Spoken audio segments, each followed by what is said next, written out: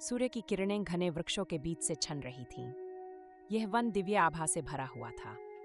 च्यवन मुनि ध्यान में लीन थे। उनका तपोबल चारों दिशाओं में प्रसिद्ध था। सुकन्या अपने सखाओं के साथ वन में विचरण कर रही थी। उसकी जिज्ञासा उसे मुनि की कुटिया के निकट ले आई। सुकन्या ने देखा कि एक वृक्ष के नीचे दो चमकती हुई वस्तुएं थीं। उसने उत्सुकता से उन्हें छू लिया।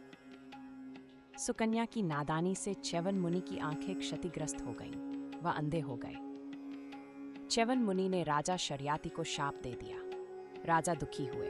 सुकन्या ने अपने किए पर गहरा पछतावा प्रकट किया।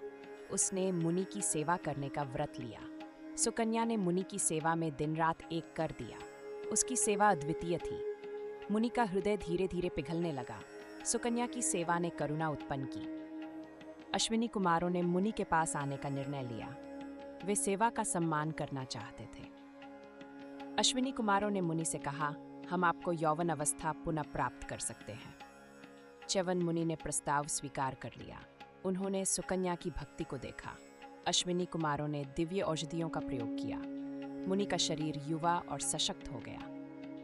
मुनि की आंखें पुनः खुल गईं। उनका चेहरा संतोष और शांति से भरा था। सुकन्या की सेवा ने एक महान कार्य को संभव कर दिखाया।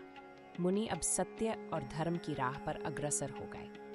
च्यवन मुनि ने राजा शर्याति को बुलाया। उन्होंने सुकन्या की भक्ति की प्रशंसा की। राजा शर्याति ने च्यवन मुनि से आशीर्वाद प्राप्त किया। वह अपनी पुत्री पर गर्वित थे। यह कथा हमें सिखाती है कि सच्ची भक्ति और सेवा से कठिनाई का समाधान संभव है।